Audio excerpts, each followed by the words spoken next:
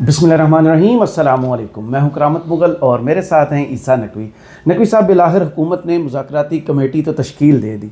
Committee की तश्कील को देख के क्या लगता है कि मुज़ाकरात कामयाब होंगे या नहीं?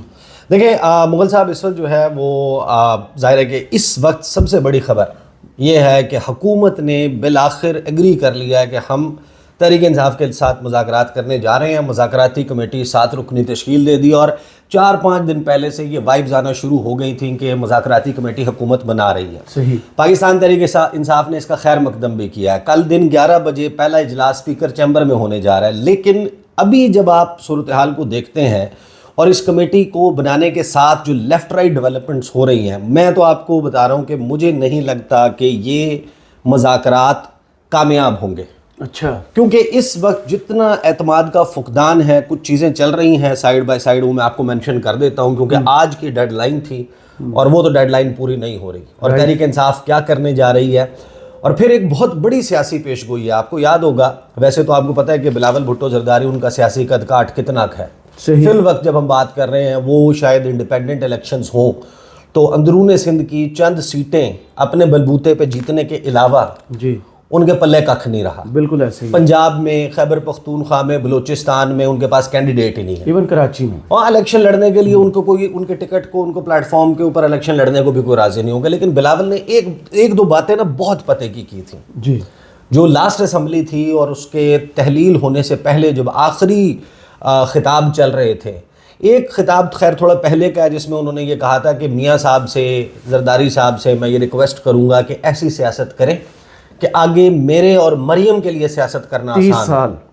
30 साल हमारे लिए माहौल अच्छा रहे। तो वो फैसले नहीं हुए जी। ना आसिफ अली जरदारी ने ऐसे फैसले किए, ना मियाँ मोहम्मद नवाज शरीफ ने ऐसे फैसले किए। उन्होंने हर ऑन ग्राउंड होने वाली चीज़ को ऑन किया है। दूसरी बात बिलावल भुट्टो जरदारी ने पते की बात जाते जाते की थी कि पाकिस्तान का निज़ाम सियासत ऐसा है कि या आप इक़्तिदार में होते हैं या फिर आप जेल में होते हैं। सही। मैं आपको ये बता रहा हूँ कि मुज़ाकरात होते हैं, नहीं होते, कामयाब होते हैं, कामयाब नहीं होते, तमाम तर सूरतों में मुस्लिम लीग नून अभी जब हम बात कर रहे हैं जी, जिस वक्त हम गुफ्तगू कर रहे हैं उस वक्त तक के सूरत हाल के मुताबिक एक बात तय है कि मुस्लिम लीग नून की जो टॉप लीडरशिप है, जब ये इक़्तिदार में नहीं होगी, या ये जेल में होगी या पाकिस्तान से बाहर होगी, तीसरा ऑप्शन नहीं। सही। ये नहीं हो सकता कि कल को आपको ये नज़र आएगा कि लीडर ऑफ द अपोजिशन बन के शहबाज शरीफ या नवाज शरीफ खड़े होंगे, या ये लीडर ऑफ द हाउस की चेयर पे, वज़ीर आला की चेयर पे बैठ सकते हैं, या फिर ये लंदन होंगे, एवन फील्ड्स होंगे, हाँ, या ये लंदन होंगे, सऊदी अरब या कहीं भी होंगे, पाकिस्तान में नहीं होंगे, या फिर ये जेल में होंगे। ये बात अब मुसल्लमा हकीकत की तरह, बल्कि एक भयानक और खौफनाक हकीकत की तरह हमारे सामने मुंह खोल के खड़ी है। कमेटी जो बनी है, पहले मैं आपको कमेटी बता देता हूँ, फिर देखेंगे कि ऑन टेबल क्या क्या चीज़ें मौजूद हैं और किसके ऊपर पेशरफ्त हो सकती है, किस पर नहीं हो सकती। क्योंकि कल की जो वर्डिक्ट है वो सुनाए जाने के बाद अब चीज़ें तब्दील हो गई हैं। सुप्रीम कोर्ट ऑफ पाकिस्तान से पहले ये फ़ैसला आना, फ़ौजी अदालतों को फ़ैसले सुनाने का कह देना कि आप फ़ैसले सुना दें, और कल जो सज़ाएं दे दी गई हैं उसके बाद अब ऑन द टेबल कौन कौन से मामलात होंगे या हो सकते हैं। इसमें अब जो कमेटी बनी है उस कमेटी में इसहाक डार हैं, राना सनाउल्लाह हैं, राजा परवेज़ अशरफ हैं, नवीद कमर हैं, खालिद मकबूल सिद्दीकी और चौधरी सालेक हुसैन हैं। अच्छा, ये लोग शामिल हैं। अब इस कमेटी को देख के यही लगता है कि अच्छा, इरफान सिद्दीकी साहब अपने कॉलमों में, अपनी गुफ्तगू में कहीं ना कहीं आपको नज़र आता है कि वो ये मुज़ाकरात और इस के ऊपर एक हॉकिश अप्रोच है जी। लेकिन जब आप इरफान सिद्दीकी साहब का अपना सियासी प्रोफाइल देखते हैं तो वो तो फैली हैं, यानी उनकी अपनी कोई वक़्त और हैसियत नहीं है, उनका कोई सियासत नहीं ना की। हाँ, उनका वोट बैंक नहीं है, उनका वो जी हजूरी करके तकरीरें लिख के अपने कलम को, मैं कहना नहीं चाहता, बेसिकली कलम के ज़रिए खदमात सर अंजाम दे के एक सियासी जमात के लिए उन्हें जो भी ओहदा मिला है या जो भी उनका स्टैचर है वो उसकी बुनियाद पर है। उसका ताल्लुक किसी सियासत से नहीं है, उसका ताल्लुक अवाम से नहीं है, उसका ताल्लुक जो है वो नहीं है कि इरफान सिद्दीकी जो कहते हों। तो same is the case with इसहाक डार। यानी इसहाक डार साहब का, अगर इसहाक डार साहब का टोटल आप मजमुआ निकाल लें وہ کیا ہے مطلب رشتہ داری کے علاوہ کون سی ایسی چیز ہے کہ جو which makes him a politician? Nothing. Rana ثناء اللہ واحد بندے ہیں نون لیگ کی طرف سے جن کا عوام کے ساتھ کوئی، آپ کو اچھا لگے برا لگے، ہی از اے پولیٹیشین. لیکن ٹھیک ہے نا، لوگوں نے ریجیکٹ کیا اور ریجیکٹڈ سے ہی بھائی الیکشن اور ریجیکشن یہ ہوتی رہتی ہے. یہ پارٹ اینڈ پارسل ہے. یہ نہیں ہے کہ ایک بندہ جس نے سیاست آج سے 40 سال پہلے سٹارٹ کی وہ جیتتا ہی آ رہا ہو، یا ایک 40 سال سے ہارتا ہی آ رہا ہو، اس کے باوجود کسی مقام یا اس پہ پہنچ جائے. فی الوقت ان الیکٹڈ ہے لیکن پولیٹیشین ہے. بنیاد ان کی جو ہے وہ عوام اور اس کے ساتھ ریلیٹڈ، اور وہ وہی ہیں جن کی بیوی کہ کیا خیالات ہیں اس وقت اپنی اور نون لیگ کی سیاست کے بارے میں. جو مرضی کر لے لوگ نہیں مانیں گے. نوید قمر ٹھنڈے میٹھے بات چیت کرنے والے، پرانے ان کمیٹیوں میں رہنے والے.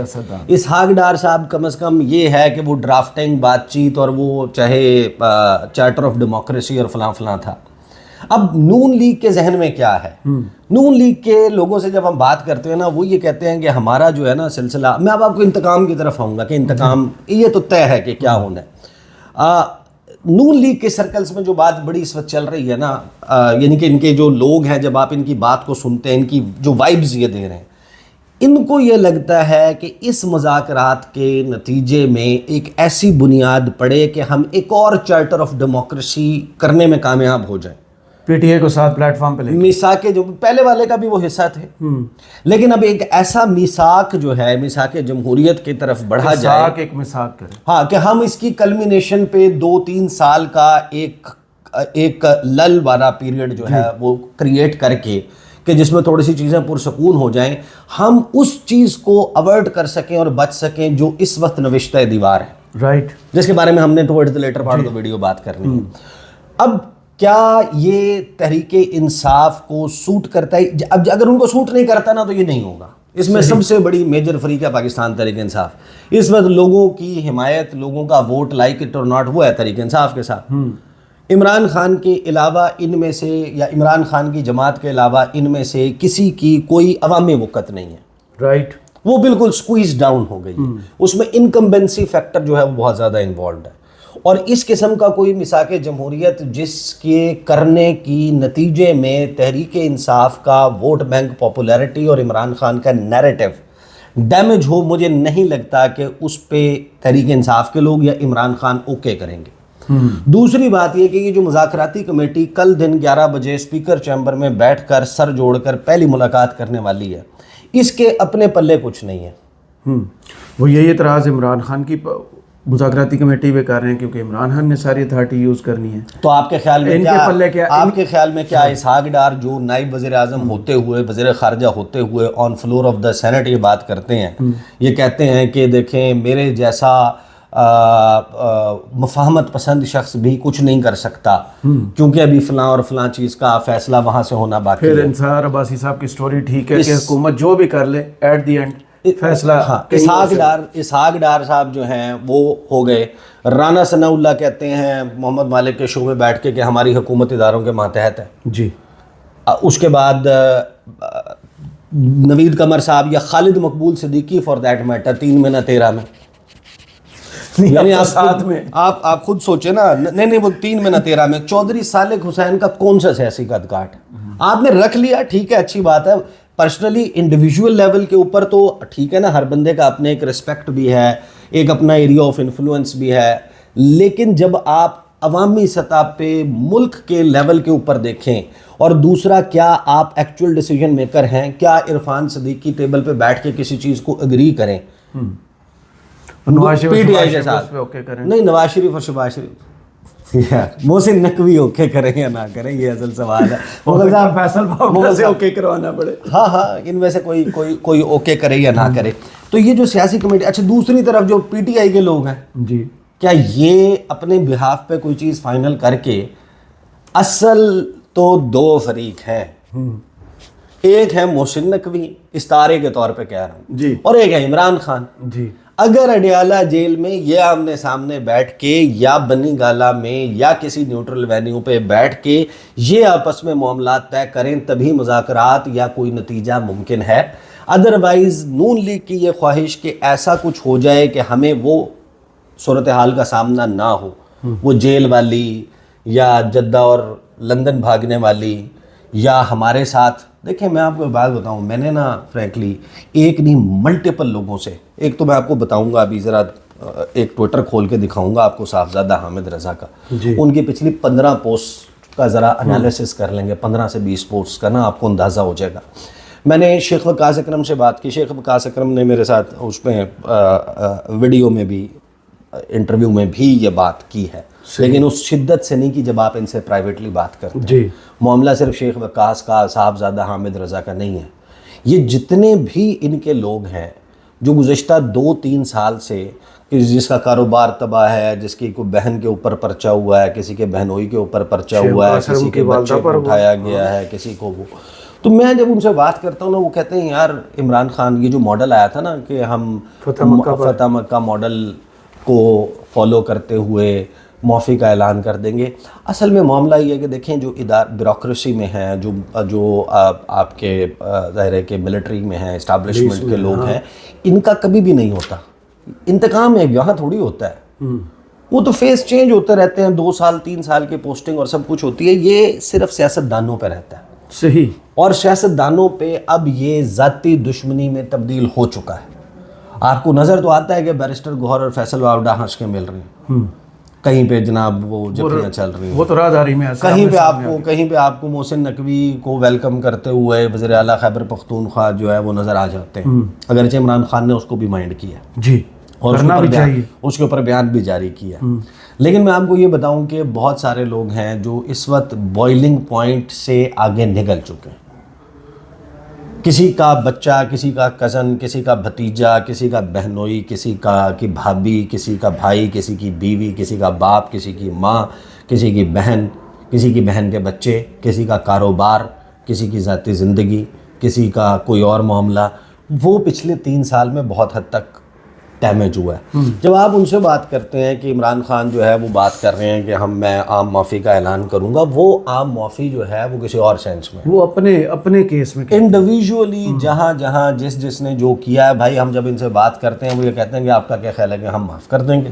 ہم چھوڑ دیں گے، ہم تو ان کو چھوڑیں گے نہیں، اور وقت بدلتے ہوئے آپ کو پتہ ہے کہ وہ پلٹا جب بھی کھانا ہے، 2 سال بعد، 5 سال بعد، 6 مہینے بعد، 10 سال کے بعد، ایک مرتبہ ضرور میں آپ کو یہ بتا رہا ہوں، ابھی خورشید شاہ کی آپ بات سنیں، وہ یہ کہتا ہے کہ جو کچھ بھی عمران خان ایک باری تو لے گا۔ صحیح، اب وہ باری کتنی دیر کی ہوگی، شارٹ لیوڈ ہوگی، استحکام آئے گا، کیا ہوگا، لیکن میں آپ کو یہ بتا رہا ہوں کہ وہ باری جب بھی ہوگی، عمران خان کی موجودگی میں ہو، عدم موجودگی میں ہو، یہ جو لوگ ہیں 1000 کے قریب کم از کم ایسا بندہ ہے مختلف کانسٹیٹوئنسیز میں، جو جب اقتدار میں جس صورت میں آئے گا کم از کم اس نے اپنا، یعنی آپ اس نہج پر لے آئے ہیں سیاست کو جہاں پر بلاول کی بات جو پیش گوئی ہے 100% پوری ہونے والی ہے۔ ابھی آپ دیکھیں یہ صاحبزادہ حامد رضا کے کچھ میں آپ کو ٹویٹس جو ہے نا اسکرول ڈاؤن کرتا رہتا ہوں، سارے ہی پڑھ لیتے ہیں، آپ دیکھ لیں، یہ چاول کی دیگ کا ایک چمچ ہے جو میں آپ کو سنا رہا ہوں، اس کو آپ سمجھیں کہ پورے جو دیگ ہے نا اس کا ذائقہ تقریباً سملر ہے۔